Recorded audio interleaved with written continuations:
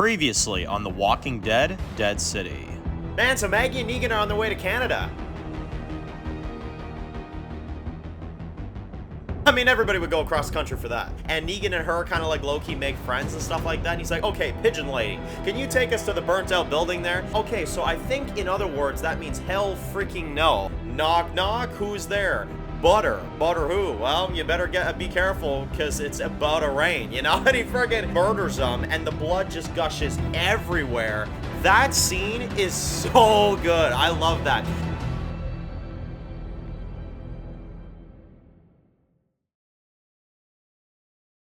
Oh my god, did this kid finally start talking already?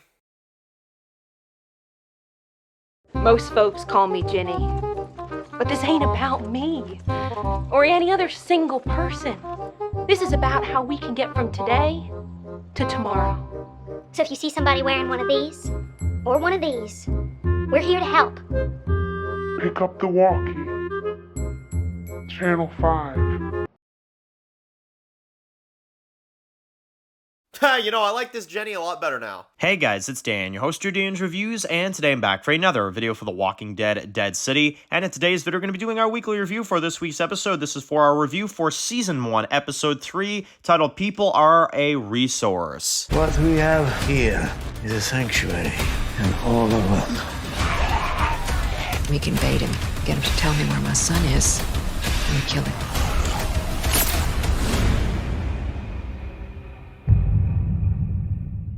Alright guys, this one's going to be doing a review today. This one's going to be doing a review for The Walking Dead, Dead City. And in today's video, we're going to be doing our weekly review. This one is for the review for the third episode of Season 1. This is for Episode 3, titled People Are a Resource. So, third episode of Dead City. Of course, we are now halfway through the first season. I can't even believe we're making it already halfway through the first season of Dead City. It feels like it just started, and we now only have 3 episodes left. But it's a short season, so, you know, it is what it is. But anyway, third episode, thoroughly enjoyed this one once again. Dead City continuing on to just be a fantastic series with a lot of amazing promise for what's to come, and really amazing, you know, scenes throughout. Dead City really has been impressing me so far. I think this show really is going to continue to be, you know, this good too. Episode 4, admittedly, next week looks like the best friggin' episode of the bunch. I'm not gonna lie. That promo looks dope as hell. So, you know, I'm very excited for episode 4. But for this episode, so this is a kind of two storyline type episode. We got Maggie and Negan with, of course, the new group.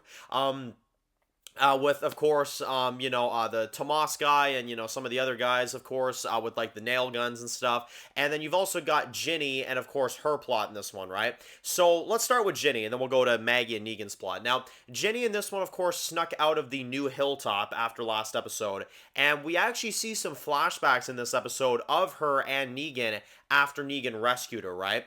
And she lost, like, her little stuffed animal in this flashback sequence, her little, like the little dinosaur or something, and she's, you know, kind of looking for him, you know, stuff like that. And Negan is kind of upset because she went running off and she doesn't speak, so it's hard for him to kind of find her, and he was kind of worried sick about her. So we actually see a little bit of Negan being kind of like a father figure to a kid, which I think is really interesting. Also, can we just take a second to acknowledge that Negan was rocking that friggin' cowboy hat? I'm just gonna point that out. Anyway, yeah, Negan was rocking that cowboy hat. Never thought I'd say Negan was wearing a cowboy hat, but now we can say that is the case. So we then also see her in the current timeline. She's wearing Negan's jacket, and we can kind of see that, you know, she's out there looking for him, and she stands in front of Manhattan with a massive amount of water right in front of her, like a major river across, and she gets into this tiny little, like, yellow bucket type thing or whatever,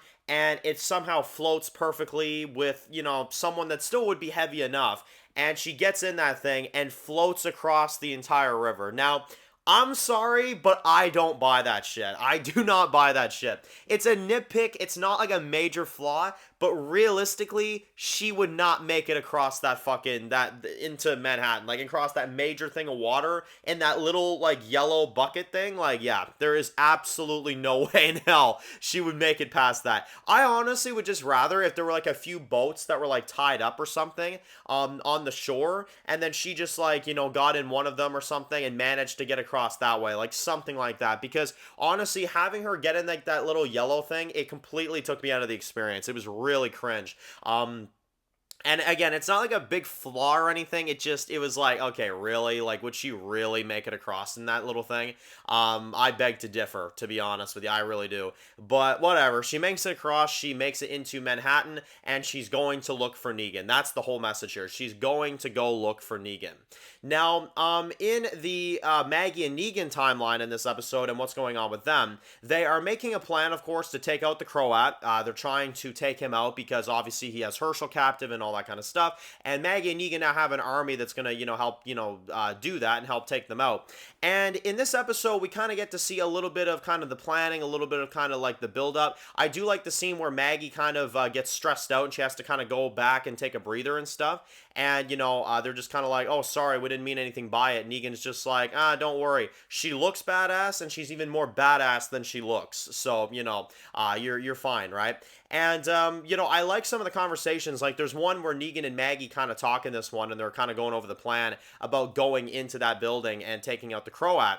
And Negan mentions how a long time ago, about roughly 12 to 15 years ago, there was, this guy that, of course, made people kind of kneel before him, and he kind of made people contribute. And one day, the people didn't listen, and they fought back, and it worked, right? And that's what Maggie said. It worked. And, Negan's like, damn right it did, which they're referring to All Out War, which I thought was really, really amazing. I like the way they presented that dialogue there. So I like the little mentions of All Out War and how, if Maggie and Rick and the others, fought back against Negan, then they can definitely fight back against the Croat. It's the same type of thing. You know what I mean? It doesn't matter if, some of their people are dead, based off of last episode, of course. It doesn't matter because they're going to do this either way. They're going to find a way to take out the Croat, and they gotta just have enough confidence, basically. That's what it comes down to. Now, we get a little bit of conflict in this episode with the Luther character. Now, Luther is one of the members from this new group that they joined up with last episode, and when he finds out the truth about Negan knowing the Croat and Croat being one of Negan's guys, and how they go way back and stuff, he's like, oh, so that's your buddy, you know what I mean? And he kind of gets pissed off, and the other two kind of try to calm him down, but he's not for it. Luther is pretty much certain that Maggie's son is probably dead, and he literally says it to her face, like, damn well your son's probably dead, right? And Maggie doesn't like that too much, and he's pissed that Negan knows the Croat, so he doesn't want any part of this.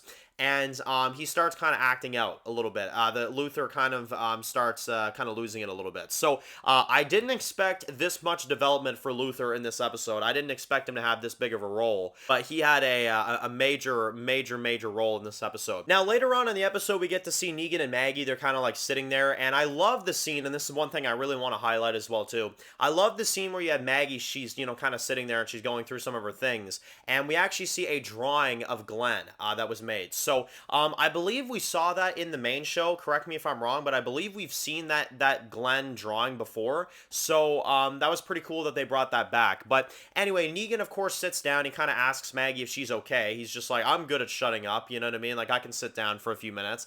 And we actually get one of my favorite scenes of the episode, which is where we find out what happened to Annie and his kids. So Annie does have the kid. She did deliver the kid. That's one thing that we can actually confirm.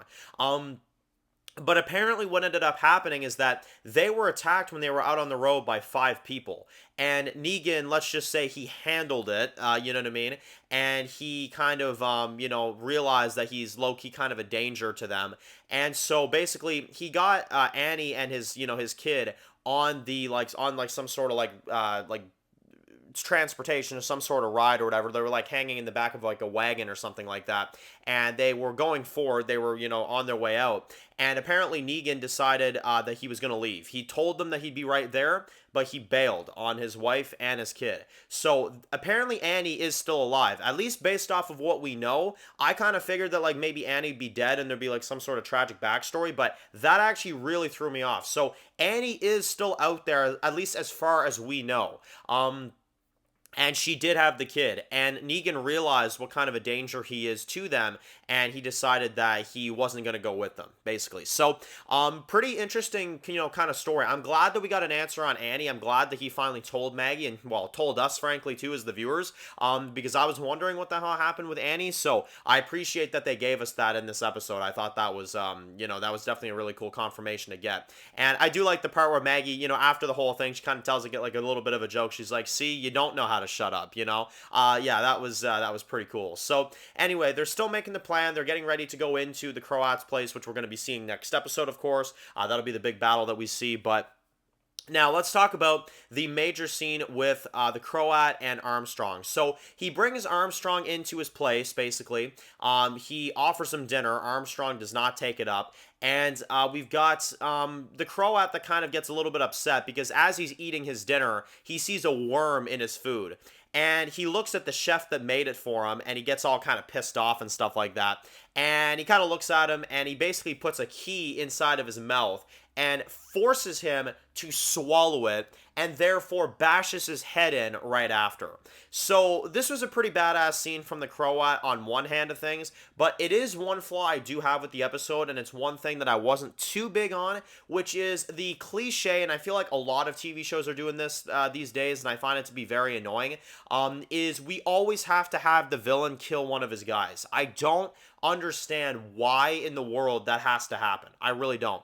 But it is a flaw for me. I just find it to be very random. It's very just useless to the plot, and I don't really understand why he had to kill one of his people there. I just don't. I don't like the idea of a villain killing his own men. I find it to be a very, very generic trope this season and just in shows in general, you know what I mean? And I really like the Croat. I think his character is really awesome, and I still think he's awesome. I just think that scene was a little bit ridiculous, to be honest. I'm like, okay, seriously? One of the first badass scenes from the Croat is him killing one of his own men. Like, we've done this before with the Pope. We don't need to do this again. Like, seriously. I do not appreciate that they did that. So, I don't know. That scene did not really work well for me, although I do like, and this is one scene that's one of my favorites of the episode, I love when Armstrong fights the dead inside the arena. That was super, super awesome. And he knew that the key was inside that guy's stomach because one of the ones that he was fighting in the arena was the guy that the Croat killed. So he literally digs his hand inside of the guy's stomach, pulls out the key just to get himself released. And the Croat is very impressed by this, you know what I mean? So that was pretty amazing. But he then, of course, confronts Armstrong later on, and he gets, like, the note out of his boot or whatever. And he realizes that, he was with some people, and Armstrong finally admits to the Croat that I'm alone, I'm the only one left, my soldiers were killed, I'm on my own now, and I was looking for a guy named Negan, which when he tells the Croat this, they kind of let it linger for a minute. So now the Croat knows that Negan is around, Negan is back, and Armstrong was coming after him. So what is going to happen after that? I thought that was a really, really cool sequence where he finally admits that Negan is the one that, he's been fighting and stuff like that. So that was really cool. That was an amazing scene. The Armstrong and Croat interactions were really, really cool in this one. Again, I just wish he didn't kill one of his guys. I felt like that was a very, very lazy move with the writing, but again, that's about it. Now, let's talk about the ending, because the ending of the episode was absolutely insane. Basically, Luther is still not trusting in Negan now. Luther still does not trust him one bit, and he walks up to him, and he shows him the wanted poster that he found. So he now knows that Negan's a wanted man, and he was getting hunted down. And Negan tries to explain, but Luther will not let him. And Luther won't even let him by. He won't even let him just walk by him or nothing. He's literally trapping Negan into a corner, and Negan says, okay, get out of my way. He doesn't. And then Negan says, okay, I'm going to give you one more chance. Please get out of my way. And he still steps in front of him, and he still doesn't let Negan go. So what does Negan do? He flips on him. He literally gets him right in the head with whatever the hell that thing was, and he murders Luther. He falls on the ground, and like that metal thing goes right in the back of his head and kills him. And that is the death of Luther. So Negan has murdered another character. Insane. Negan's kills in Dead City are absolutely spectacular. I mean, honestly, Negan has killed so many characters. It's unbelievable already. But here's the thing. I'm on Negan's side with that one. Luther was being a piece of shit. He wasn't letting him by. It's none of his business what the hell Negan was about, you know what I mean? And he should have taken it up with the group. Absolutely. And I think Negan was fully in the right to kill him. Now, obviously, I don't think Negan was trying to just fully kill him, but he did give him several warnings, and Luther was not listening. You know, Luther was becoming a problem for everybody. You know, he was bitching at Maggie. He was, you know, trying to stop Negan from doing what he was doing. Luther, to me, yeah, definitely, he needed to go, for sure. He was definitely a problem. But the scene was insanely savage. I mean, the scene was absolutely insane. And I do like the ending montage of the episode as we have Maggie, basically, and she's kind of like walking outside, and we actually see at the end of the episode that Jenny has caught up to them. She's literally hiding behind a car right, you know, in front of Maggie, and she's about to reveal herself. As you got Maggie and, you know, Negan that are kind of, you know, just standing there. Negan has just murdered Luther now. What the hell is going to happen after that? Are they going to tell the group, or is Negan just going to straight up lie and say, like, oh, I don't know what happened to him, you know what I mean?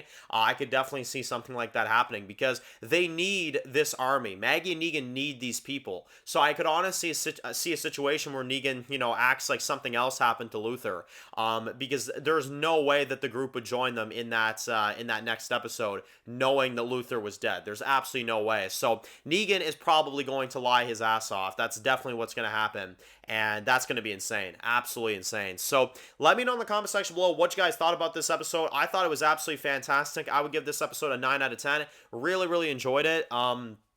I thought it was very, very good, very, very enjoyable, and it's a good build-up episode to the battle next week, where we are going to see the Croat and Negan come face to face. I cannot wait to see that go down. So anyway, if you're new to the channel, guys, and you enjoyed this video, make sure to click the subscribe button so you don't miss any other videos for The Walking Dead Dead City. Make sure to follow me on Dan's The Walking Dead reviews on Instagram, guys, and of course, I'll see you guys really soon for more videos for Dead City. Enjoy the rest of your day, guys, and peace out.